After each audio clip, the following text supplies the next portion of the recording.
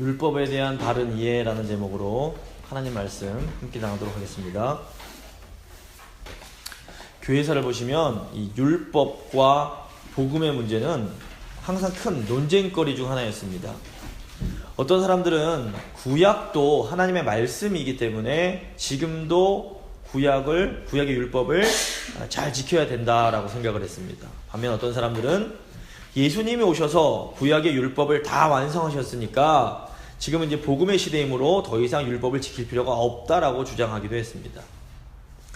과거뿐 아니라 현재에도 이 율법과 복음의 관계를 잘 이해하는 것은 바른 신앙생활을 하는 데 있어서 매우 중요합니다. 우리는 무엇보다 율법과 복음이 과연 정말로 서로 반대되는 것인지 잘 생각해 볼 필요가 있습니다. 결론부터 말씀을 드리자면 율법과 복음은 결코 반대되지 않습니다. 바리새인들이 가지고 있던 이 율법주의는 복음과 반대된다고 말할 수 있습니다. 하지만 율법 자체와 복음은 결코 반대되지 않습니다. 도리어 이 율법과 복음은 서로를 반드시 필요로 합니다. 복음이 없는 율법은 사람을 정죄하고 죽이는 율법주의가 될 수 있습니다. 또 율법이 없는 복음은 죄를 우습게 보는 방종이 될 위험이 있습니다. 율법은 인간의 연약함과 한계를 깨닫고 감격의 복음으로 나아갈 수 있도록 도와줍니다. 또 복음은 우리가 성령 안에서 거룩한 율법의 요구를 성취할 수 있는 기초가 됩니다. 그러므로 복음과 율법은 상호 보완적인 관계이지 결코 대립되는 관계가 아닙니다. 오늘 본문은 이 복음과 율법이 결코 대립되는 것이 아니며 도리어 복음이 오히려 율법을 온전케 하는 것임을 우리에게 가르쳐 줍니다. 오늘 본문 이제 세 부분으로 나눠서 한번 살펴볼 텐데, 첫 번째 구약과 율법, 두 번째 그리스도와 율법, 세 번째 천국 백성과 율법입니다. 먼저 구약과 율법의 관계입니다. 17절 말씀입니다. 내가 율법이나 선지자를 폐하러 온 줄로 생각하지 말라. 폐하러 온 것이 아니요 완전하게 하려 함이라. 예수님은 천국 백성의 삶의 태도인 팔복과 또 천국 백성의 본질과 사명인 소금과 빛에 대해서 말씀을 해주셨습니다. 그리고 이어서 예수님께서 율법과 선지자를 폐하러 오신 것이 아니다 라고 말씀을 하십니다. 여기서 예수님께서 율법과 선지자라고 하실 때 이 율법과 선지자는 구약 성경 전체를 지칭합니다. 아시다시피 예수님 당시에는 아직 신약 성경이 쓰여지기 전이었습니다. 지금 우리는 39권의 구약 성경을 모세오경, 역사서, 시가서, 선지서 이렇게 네 부분으로 구분을 합니다. 그래서 창세기부터 창출, 레민신 이 5권을 모세오경이라고 부르고, 또 여호수아부터 쭉 이제 에스더까지 12권을 저희가 역사서, 히스토리컬 북스라고 부릅니다. 그리고 욥기, 시편, 잠언, 전도서 이 5권을 시가서, 포에티컬 북스라고 부르고, 또 이제 이사야서부터 저기 말라기 선지자까지 또 17권을 저희가 선지서 또는 예언서라고 부릅니다. 그런데 이제 이건 저희가 이제 개신교나 이렇게 천주교에서 이제 구분하는 방법이고, 예수님 당시부터 유대인들은 구약을 네 부분이 아니라 세 부분으로 분류를 했습니다. 저희가 이제 많이 들어보셨겠지만 토라, 느빔, 케투빔 이렇게 세 부분으로 구분을 합니다. 이 토라는 모세오경을 말합니다. 창세기, 출애굽기, 레위기, 민수기, 신명기 이걸 토라라고 유대인들이 부릅니다. 가장 하나님 말씀 중에서 중심에 있는 거라고 이제 유대인들은 생각을 합니다. 이 토라란 말은 많이 들어보셨을 텐데 저희가 보통 율법서라고 번역을 합니다. 근데 사실 토라는 율법보다는 교훈 또는 가르침을 뜻하는 영어로 인스트럭션에 이제 번역하는 것이 더 의미가 더 맞습니다.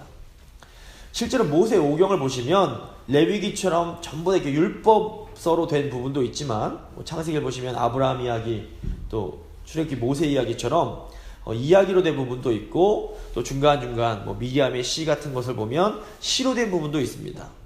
그래서 이 토라는 단순한 어떤 법조문이 아니라 이야기체, 시문 등 이런 다양한 문학적 장르들을 통해서 도대체 언약 백성이 누구며 언약 백성들은 어떻게 살아야 하는지를 교훈하는 책, 이렇게 가르쳐주는 책이라고 볼 수 있습니다. 그래서 유대인들은 지금도 토라를 아주 소중하게 생각합니다. 그래서 유대인들 어린 아이들이 모세오경 전체를 다 암기시킨다고 합니다. 그래서 가장 머리 나쁜 애들이 신명기 전체 암기하는 정도, 머리 좋은 애들은 모세오경을 줄줄 다 외울 수 있는 정도로 이렇게 교육을 시킵니다. 그 다음 다음 부분이 느빔이라고 불리는 부분이 있습니다. 근데 이것은 선지자 또는 예언자를 뜻하는 히브리어 나비라는 것의 복수형입니다. 나비의 복수형이 느빔이 됩니다. 그래서 이 본래의 이 느빔의 의미는 이제 그 선지자들, 영어로 prophets라고 볼 수 있습니다. 그래서 이제 이 느빔은 통상 저희가 선지서 또는 예언서라고 이렇게 이제 번역을 합니다. 저희가 이제 예언이라는 단어를 들으면 보통 미래를 떠오르기 쉽습니다. 물론 성경적인 예언에는 분명 미래적인 의미가 있습니다. 하지만 이 구약의 예언은 미래보다는 현재, 지금 하나님 앞에서 바르게 살 것을 촉구하는 의미가 훨씬 더 강합니다. 그래서 구약의 선지자들이 예언을 할 때에 그 예언은 미래에 대한 것이 포함됐지만 지금 똑바로 살아라 라고 명령하는 것이 더 강합니다. 또 신약의 서신서를 보시면 예언의 은사가 나오는데 이것도 마찬가지입니다. 어떤 미래적 차원의 의미보다는 하나님 백성들이 지금 하나님 앞에서 어떻게 살아야 하는지에 대한 말씀을 우리가 예언이라고 부를 수 있습니다. 그래서 특별히 개혁주의 전통, 더욱 이제 장로교 전통에서는 이 예언의 은사를 설교와 본질적으로 같은 것이다 라고 생각을 합니다. 저희 교인 중에서 그런 분이 안 계시겠지만 내가 미래, 내일, 다음 달에 어떤 일이 일어날지를 너무 궁금해 하실 필요 없습니다. 이런 것들 이제 이런 걸 좋아하는 사람들이 기도원 찾아가고 그렇게 하는데, 하나님이 지금 우리에게 원하시는 것은 오늘의 삶을 하나님 앞에서 순전하게 살아가는 것입니다. 이 느빔, 즉 선지서에서, 구약의 선지서에서 특별한 것은 뭐냐면, 저기 느빔 같은 경우에는 우리가 선지서라고 부르는 책들뿐 아니라 역사서로 부르는 책들도 포함이 됩니다. 유대인들은 여호수아부터 열왕기까지의 이 역사서를 전선지서라고 부릅니다. 그리고 이사야부터 말라기까지를 후선지서라고 부릅니다. 이 느빔은 하나님께서 주신 이 토라라는 말씀을 기준으로 언약 백성들의 역사를 해석하고 평가한 글이라고 볼 수 있습니다. 그러니까 이스라엘 백성들이 하나님 말씀인 토라를 기준으로 볼 때 잘 살았는지 못 살았는지를 이제 이렇게 써놓은 것이 바로 이제 느빔이라고 볼 수 있습니다. 역사서들을 모아놓은 이 전선지서가 이야기로 된 역사 해석이라면, 선지자들의 글을 모아놓은 후선지서는 설교로 된 역사 해석이라고 볼 수 있습니다. 유대인들은 하나님께서 이 선지자들을 통해서 직접적으로 설교를 통해서만 뿐만 아니라 과거의 역사를 통해서도 지금 우리들에게 필요한 말씀을 해주실 수 있다고 믿었습니다. 그래서 역사서들도 선지서라고 불렀습니다. 하나님은 역사의 주인이십니다. 하나님은 지나간 역사를 통해서도 지금 우리에게 필요한 것을 말씀해 주실 수 있습니다. 이것이 저희가 2000년 교회사를 배워야 하는 중요한 이유 중 하나라고 볼 수 있습니다. 이제 세 번째 부분, 이제 가장 가운데 토라가 있다면 그 다음에 선지서라고 불릴 수 있는 느빔이 있고, 그 맨 마지막에 이제 케투빔이라는 그런 것이 있습니다. 이 케투빔은 히브리어로 기록된 것들이라는 의미입니다. 영어로 하자면 things to be written 이라고 볼 수 있습니다. 그러니까 근데 이걸 이제 한국어로 번역할 때 거룩한이라는 의미를 덧붙여서 성문서라고 부릅니다. 이 케투빔은 시편, 잠언, 욥기 같은 시가서, 또 아가서, 룻기, 애가, 전도서, 에스더 같은 5개 두루마리라고 불리는 오추, 그리고 이제 에스라, 느헤미야, 역대기 등 같은 그런 책들이 포함이 됩니다. 그래서 이제 히브리인들이 보는, 지금도 유대인들이 보는 구약 성경은 역대기가 가장 마지막에 위치합니다. 우리는 말라기를 가장 마지막에 놓는데 구약인들은 역대기를 가장 마지막에 놓습니다. 누가복음 24장을 보시면 예수님께서 이 구약 성경인 토라, 느빔, 케투빔이 바로 예수님을 가리켜서 기록된 것이라고 말씀을 해주십니다. 누가복음 24장 44절 45절 말씀입니다. 또 이르시되 내가 너희와 함께 있을 때 너희에게 말한 바 곧 모세의 율법, 이게 토라입니다. 그리고 선지자의 글, 이게 느빔입니다. 그리고 시편, 이게 케투빔입니다. 모세의 율법과 선지자의 글과 시편에 나를 가리켜 기록된 모든 것이 이루어져야 하리라 한 말이 이것이라 하시고, 이에 그들의 마음을 열어 성경을 깨닫게 하시고. 그래서 지금 구약 성경을 이 바로 나를 가리켜 기록된 것이다 라고 말씀을 해주십니다. 오늘 본문에서 예수님은 이 구약을 폐지하러 오신 것이 아니라 도리어 완성하기 위해서 오셨다라고 말씀을 하십니다. 만약에 율법으로 대표하는 이 구약이 나쁜 것이라면 하나님께서 우리에게 주지 않으셨을 것입니다. 구약은 결코 나쁘고 악한 것이 아닙니다.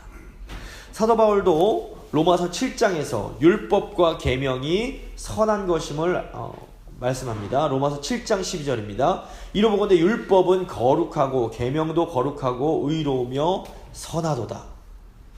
그렇다면 하나님께서 왜 언약 백성인 이스라엘에게 이 율법을 주신 것일까요? 모세는 신명기 10장에서 하나님이 이스라엘에게 율법을 주신 것은 이스라엘 백성들의 유익과 행복을 위한 것이라고 말씀합니다. 신명기 10장 13절입니다. 내가 오늘 내 행복을 위하여 내게 명하는 여호와의 명령과 규례를 지킬 것이 아니냐. 하나님이 언약 백성인 이스라엘에게 율법을 주신 것은 율법을 지키는 삶을 살 때에 하나님께서 주시는 참된 행복과 만족을 누릴 수 있기 때문입니다. 이 모세오경에 특별히 율법을 연구한 세일 해머라는 아주 탁월한 복음주의 구약학자가 있습니다. 이분이 어떤 연구를 했냐면 모세오경에 나오는 율법을 가만히 살피니까 점점 더 율법이 복잡해지더라는 겁니다. 근데 이게 이유가 뭐냐? 바로 인간의 죄 때문입니다. 인간의 죄가 증가하면서 율법의 양도 점점 많아지게 됩니다. 출애굽기 19장에서 언약을 맺고 받은 율법의 내용은 비교적 매우 단순합니다. 몇 장 되지 않습니다. 그런데 시간이 지나가면서 출애굽기 32장에서 금송아지 사건이 발생을 합니다. 그리고 그 후에 출애굽기 35장부터 레위기 16장에 이르는 많은 제사장 법전이 주어지게 됩니다. 그리고 레위기 17장 7절을 보시면 또다시 수점소 우상에 관한 내용이 나옵니다. 백성들이 또 죄를 지은 것입니다. 그래서 그때부터 레위기 17장부터 26장까지 아주 긴 내용의 성결 법정, 즉 더 많은 율법이 주어지게 됩니다. 나중에 이제 성경 공부 시간에 좀 더 자세히 이것은 말씀을 드리겠습니다. 그러니까 처음에 율법을 하나님께서 우리에게 주신, 언약 백성들에게 주신 것은 언약 백성들을 말씀으로 보호하며 말씀에 순종해서 복된 삶을 살게 하시기 위함이었습니다. 십계명을 보시면 하지 말라는 명령이 8가지가 나옵니다. 이것은 이 8가지를 어겼을 때 인간이 너무나 비참한 상황으로 떨어질 수 있기 때문에 그것을 금지하셨던 겁니다.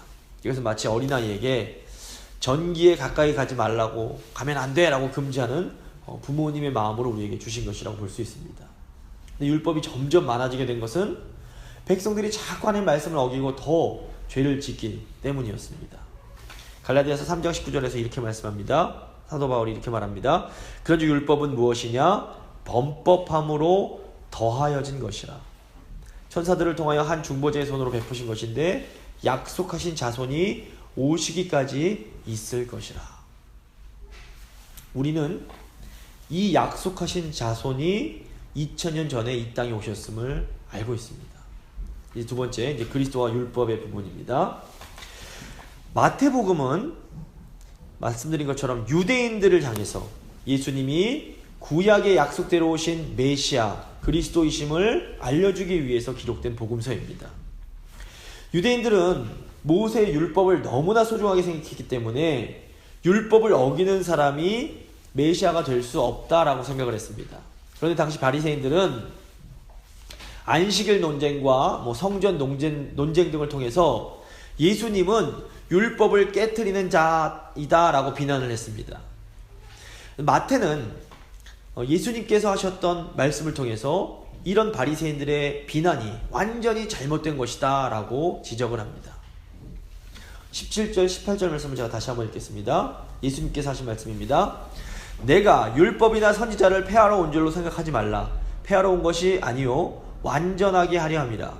진실로 너에게 이르노니 천지가 없어지기 전에는 율법의 1.1획도 결코 없어지지 아니하고 다 이루리라.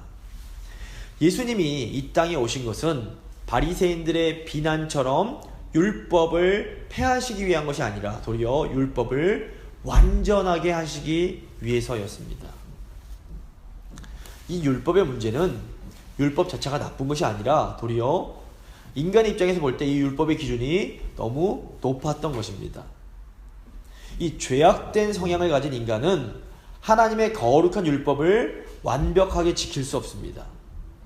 앞으로 계속 살펴보겠지만 마태복음 5장에 나오는 산상수훈을 보시면 예수님은 율법이 요구하는 살인, 간음, 맹세 등의 기준이 얼마나 높은지를 우리에게 알려주십니다.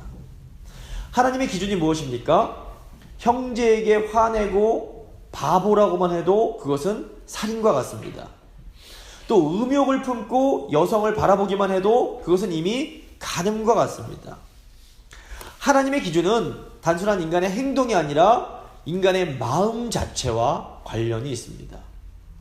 이런 높은 기준이라면 이 땅에서 하나님의 율법을 완전하게 성취할 수 있는 사람은 아무도 없습니다. 예수님 당시 바리새인과 서기관들의 문제가 무엇입니까? 바리새인들은 율법의 높은 기준을 눈에 볼 수 있는 인간의 행동의 차원으로 끌어내렸습니다. 바리새인들은 구약 율법에서 248개의 명령과 365개의 금지 명령을 계산해냈습니다. 그리고 눈에 보이는 율법의 세부 사항들을 잘 지키느냐 지키지 못하는가로 사람을 판단했습니다. 바리새인들은 율법의 참된 목적이 아니라 문자적으로 율법을 지키는 것으로 만족을 했습니다. 가령 결혼을 한 신부가 신랑에게 당신 이제부터 절대로 다른 여자 쳐다보면 안 돼요 라고 말을 했습니다. 이 남편이 아내 말을 듣기 위해서 정말로 땅만 보고 다녔습니다. 그러면서 내가 당신 말 들으려고 땅만 보고 다니려니 아주 힘들어 죽겠다라고 불평을 합니다. 이 남편은 아내의 말 속에 담긴 아내의 마음을 제대로 이해하지 못한 것입니다. 아내는 남편이 그저 땅만 보고 다니는 것이 아니라 도리어 아내를 진심으로 사랑해 주기를, 아내만을 사랑하기를 원했던 것이기 때문입니다. 하나님이 십계명을 통해 안식일을 기억하며 거룩하게 지키라 라고 말씀하신 것은 우리가 안식일에 하나님 안에서 온전히 안식을 누리며 하나님께서 주시는 생명으로 기뻐하게 하시기 위해서였습니다. 예수님은 안식일에 병자를 고치심으로 그 사람이 참된 생명을 누리고 진정한 안식을 누릴 수 있게 도와주십니다. 그런데 바리새인들은 예수님이 안식일의 참된 목적을 성취하고 계심을 보지 못합니다.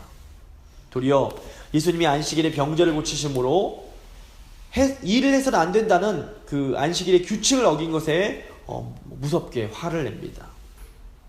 가만 보시면 이 바리새인이나 서기관들이 결코 지능이 떨어지는 사람들이 아니었습니다. 바리새인과 서기관들은 당대 최고의 지식인이요 엘리트들이었습니다. 그런데 왜 바리새인들이 이 율법의 참된 목적을 보지 못하고 어떤 이 율법의 행위에 집착을 했던 것일까요? 그것은 바리새인과 서기관들이 소위 율법주의에 빠져 있었기 때문입니다. 율법과 율법주의는 비슷해 보이지만 완전히 다릅니다. 율법은 너무나 소중한 것이지만 율법주의는 율법을 모든 것의 기준으로 삼아버립니다. 율법주의에 빠지면 율법 외에 다른 것은 생각하지 못합니다. 이게 참 무섭습니다. 어떤 단어든지 그 뒤에 주의, 영어로 ism이 붙으면 그런 좀 조심할 필요가 있습니다. 이 뭐뭐주의가 붙은 단어들은 좀 지나치게 되면 우상숭배적이 될 수 있기 때문입니다. 가령 민족과 국가라는 개념은 참 중요합니다. 하지만 민족주의와 국가주의가 되면 좀 우상숭배가 될 수 있습니다. 또 권위는 너무 중요한 것입니다. 그래서 권위를 무시하면 무질서해질 수 있습니다. 하지만 권위를 지나치게 강조해서 권위주의가 되면 심각한 문제가 생깁니다. 과학도 마찬가지입니다. 과학은 매우 중요해서 현대에서 과학을 절대로 무시할 수 없습니다. 하지만 과학을 너무 강조하다가 과학주의가 되면 과학적이지 않은 것은 아무 쓸모가 없다는 그런 교만에 빠지게 됩니다. 기독교는 하나님의 말씀을 모든 것의 절대 기준으로 삼습니다. 그래서 기독교는 이 세상에 존재하는 많은 주의들, 무슨 이즘들에 담긴 그 위험성을 비판적으로 바라볼 수 있습니다. 오늘날 우리가 특히 조심해야 할 것 중 하나가 바로 민주주의입니다. 사람들은 다 민주주의가 좋은 것으로만 생각을 합니다. 과거에는 왕의 명령이 곧 법이었습니다. 오늘날에는 다수의 시민의 뜻이 곧 법이 되는 민주주의 사회가 되었습니다. 이 민주라는 가치는 사실 참 좋은 것입니다. 하지만 이 민주주의에는 다수가 모든 것을 결정한다는 치명적인 약점이 있습니다. 다수가 옳은 것을 결정했을 때는 문제가 없지만 다수가 잘못된 것을 결정했을 때 거기엔 큰 문제가 생깁니다. 대다수의 시민들이 다수결로 동성애를 합법화한다고 정말로 동성애가 더 이상 죄가 아닐 수 있습니까? 물론 동성애가 다른 죄보다 더 큰 죄라는 의미는 아닙니다. 하지만 성경은 분명 동성애가 죄임을 가르칩니다. 예수님은 음욕으로 여인을 쳐다보기만 해도 간음죄라고 말씀을 하십니다. 하나님 보시기에는 동성애뿐 아니라 누군가를 미워하는 것도 죄고, 거짓말하는 것도 죄고, 시기하고 질투하고 싸우는 것도 다 죄입니다. 그렇기 때문에 우리 모두는 하나님 앞에서 다 죄인들입니다. 율법은 우리가 하나님 앞에서 다 멸망할 수밖에 없는 죄인이라는 것을 분명하게 가르쳐 줍니다. 율법의 이 높은 기준 앞에서 우리가 죄인임을 깨달았을 때 우리가 어떻게 됩니까? 사도행전에서 베드로의 설교를 들었던 사람들이 고백했던 것처럼 우리는 우리가 어찌할꼬 라고 깊은 탄식을 하게 됩니다. 그리고 겸손하게 복음 앞으로 나아가게 됩니다. 이것이 바로 율법의 굉장히 중요한 기능입니다. 사도 바울이 로마서 7장에서 강하게 외쳤던 내용도 바로 이것입니다. 거룩한 율법이 없다면 우리는 결코 우리가 얼마나 큰 죄인인지 깨달을 수 없습니다. 율법이라는 높은 기준이 있으니까 어느 누구도 감히 내가 의롭다라고 큰 소리칠 수가 없게 됩니다. 율법을 제대로 경험한 사람은 하나님 앞에서 고개를 숙일 수밖에 없습니다. 그리고 주님, 저는 죽을 죄인입니다. 저를 좀 불쌍히 여겨주십시오 라고 정직하게 고백하게 됩니다. 그런데 바로 여기에 은혜의 복음이 등장합니다. 하나님은 이렇게 율법 앞에서 크게 좌절한 우리를 먼저 찾아오시며 우리에게 구원의 손길을 내밀어 주십니다. 이렇게 아무 자격이 없는 우리에게 먼저 구원의 그 사랑의 손길을 내미시는 것을 우리가 은혜라고 부릅니다. 믿음이란 율법을 지킬 수 없는 우리를 위해서 하나님께서 먼저 내밀어 주신 이 구원의 손길을 붙잡는 것을 말합니다. 겸손하게 죄를 깨달은 우리가 은혜의 하나님 앞으로 겸손하게 나아가는 것입니다. 우리가 이렇게 믿음으로 겸손히 주님 앞으로 나아가면 하나님은 멀리서 뛰어나와 탕자를 와락 끌어안아 주신 그 아버지처럼 너무 기뻐하시면서 이 모습 이대로 우리를 안아주십니다.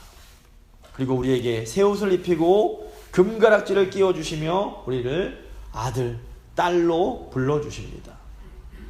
이것이 바로 복음에 담긴 놀라운 진리입니다. 우리는 하나님의 놀라운 은혜에 믿음으로 반응하여 하나님의 거룩한 자녀, 천국 백성이 된 사람들입니다. 예수님이 십자가에 달리신 그 이유가 무엇입니까? 하나님을 떠나 율법의 기준을 채우지 못해 결국에는 심판을 받아 죽을 수밖에 없는 우리를 다시 하나님의 자녀요, 천국 백성으로 받아주시기 위해서입니다. 예수님은 아버지께 순종하여 십자가를 지심으로 율법의 그 높은 기준을 충족시키고 율법을 완성해 주셨습니다. 그리고 우리를 그리스도 안에서 새로운 계명을 성취할 천국 백성으로 부르십니다. 이 절에 있는 바로 우리가 예수님께서 주시는 새 계명을 성취해야 할 천국 백성들입니다. 이제 마지막으로 율법과 천국 백성들에 대해서 생각을 해보겠습니다. 19절 말씀입니다. 그러므로 누구든지 이 계명 중에 지극히 작은 것 하나라도 버리고 또 그같이 사람을 가르치는 자는 천국에서 지극히 작다 일컬음을 받을 것이요 누구든지 이를 행하며 가르치는 자는 천국에서 크다 일컬음을 받으리라. 천국 백성으로 부름받은 우리는 이제 천국 백성답게 하나님의 자녀답게 살아가야 합니다. 예수님은 천국 백성인 우리를 향해 새로운 계명을 주십니다. 요한복음 13장 34절 35절 말씀입니다. 새 계명을 너희에게 주노니 서로 사랑하라. 내가 너희를 사랑한 것 같이 너희도 서로 사랑하라. 너희가 서로 사랑하면 이로써 모든 사람이 너희가 내 제자인 줄 알리라. 천국 백성인 우리는 서로 사랑하며 살아감으로 율법의 온전한 정신을 성취해야 합니다. 우리는 이 새 계명 앞에서 우리가 여전히 죄인인데 어떻게 우리가 이 사랑하라는 이 계명을 성취할 수 있을까라는 질문을 할 수 있습니다. 우리는 이 새 계명을 성취할 수 있습니다.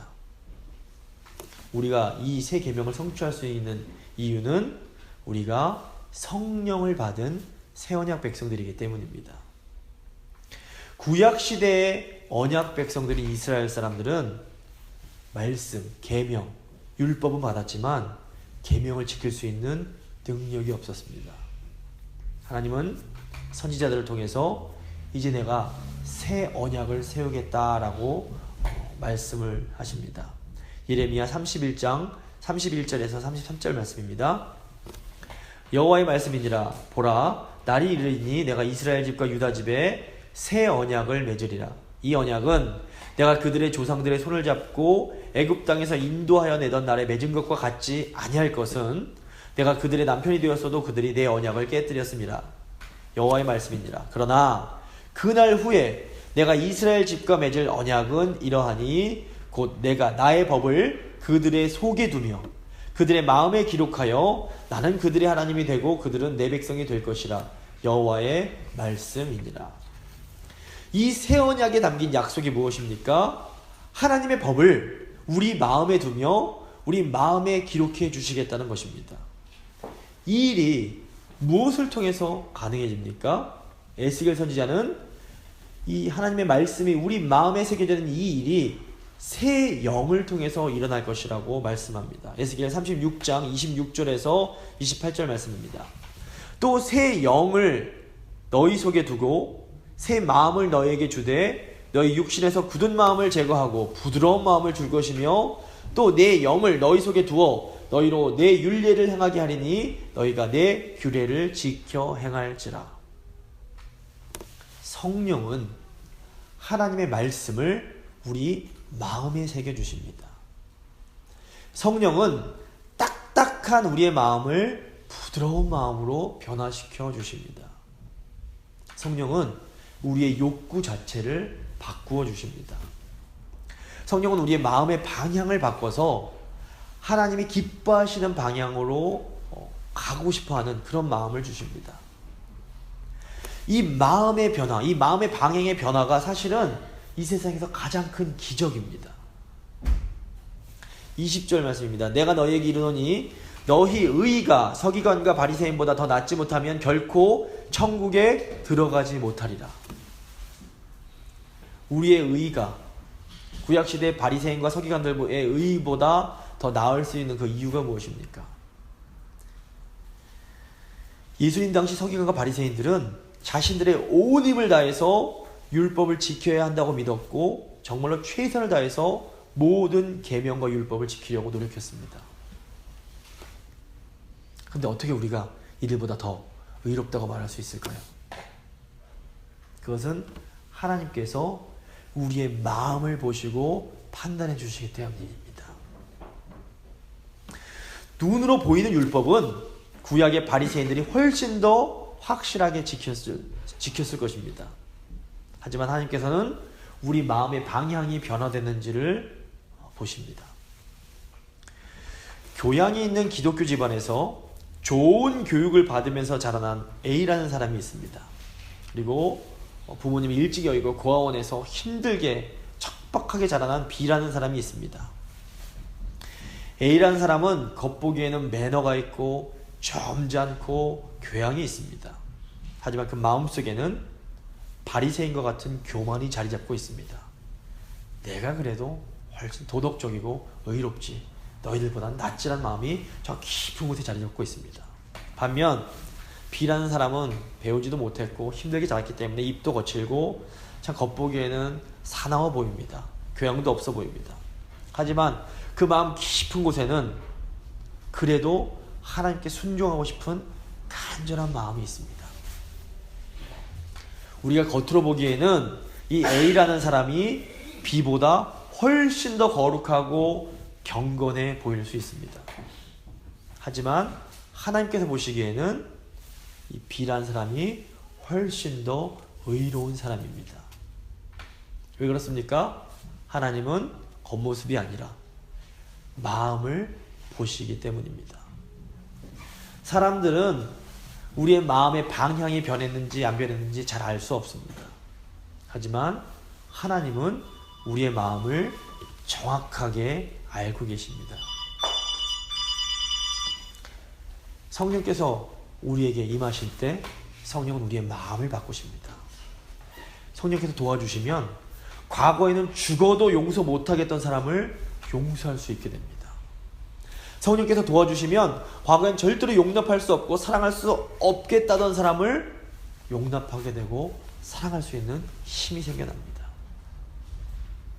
성령님의 도움으로 과거엔 우리가 절대로 할 수 없다고 생각했던 일들을 할 수 있게 됩니다. 성령은 절대로 내가 이제는 끊을 수가 없을 것 같아 라고 생각하던 그런 죄들까지도 끊을 수 있는 힘을 우리에게 공급해 주십니다. 우리 안에 만약에 이런 일들이 있다면 그것은 성령께서 우리 안에 계시고 우리를 위해서 도와주고 계시기 때문입니다. 물론 성령 받은 우리 안에도 여전히 어떤 죄악된 습성들이 존재합니다. 하지만 우리는 계속해서 성령의 도우심을 말미암아 싸워 나아가야 합니다.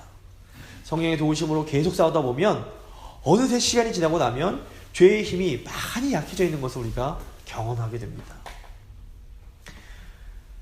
예수님께서 보내주신 성령께서 지금도 우리를 도와주시며 우리 안에서 계속해서 일하고 계십니다. 우리를 계속해서 변화시켜주고 계십니다. 사도행전을 보시면 성령이 충만한 곳에 말씀이 강하게 역사합니다.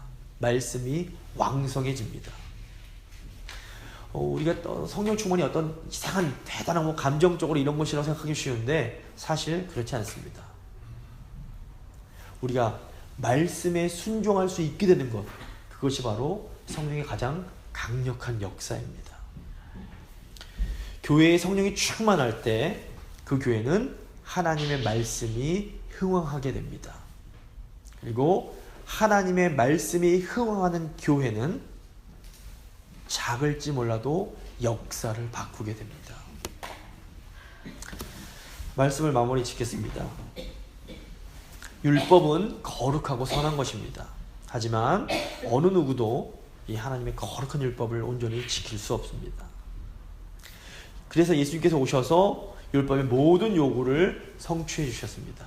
그리고 새 언약을 성취하시고 새 언약 백성들에게 성령을 주셨습니다. 성령은 우리의 마음을 변화시켜 주십니다. 우리가 성령으로 충만하여 하나님의 말씀에 순종할 때 우리는 율법을 온전히 성취할 수 있게 됩니다.